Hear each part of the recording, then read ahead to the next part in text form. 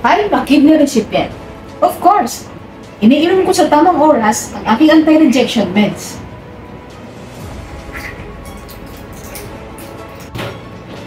I'm a kidney recipient. Of course, naka-isolate ako para iwas infection.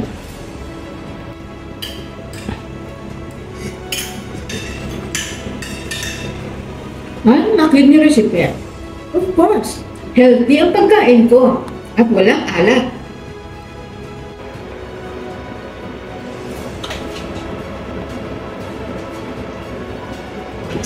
I'm a kidney recipient. Of course, umiinom ako ng 3 to 4 liters ng tubig a day.